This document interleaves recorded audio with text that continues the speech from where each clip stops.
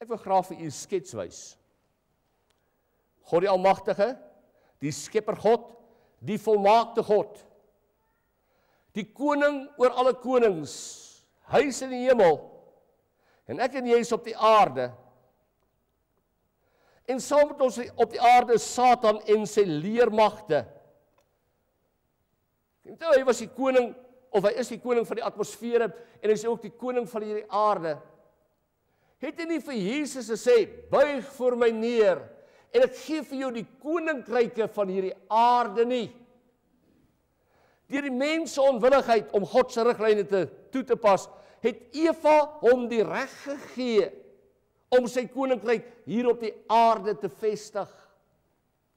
So saam met ons op die aarde Satan, en onder hom het hy letterlik miljarde demone, sy volgelinge, wat hy oor die hele wêreld uitstuur. Satan is nie almagtig nie, hy is nie alomteenwoordig nie, hy is nie alwetend nie, maar hy stuur sy demone uit.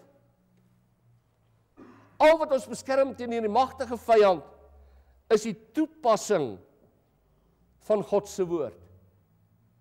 As jy nou geset by sy woord bly, sal dit goed gaan met u. Ek neem die gedagtes terug na die boek van Rigters, reg deur die Ou Testament, tel jy dieselfde verhaal op. Elke skoot as God se volk, die verbondsvolk, die gesalfdes van die Here, God se riglyne oortree, dan kom die vyand in, aangevuur deur Satan, en hy verwoes God se volk. En hy vat hulle in ballingskap weg, maar die moment as die volk hulle knie buig en uitroep, rig die Here 'n leraar, 'n rigter op.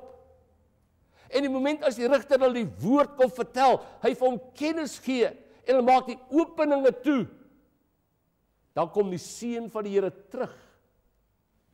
Die Ou Testament het nie verval nie. Die Ou Testament is die basis van die Nuwe Testament. Die 10 gebooie het ook nie verval nie. Nog steeds moet jy jou pa en jou ma eer.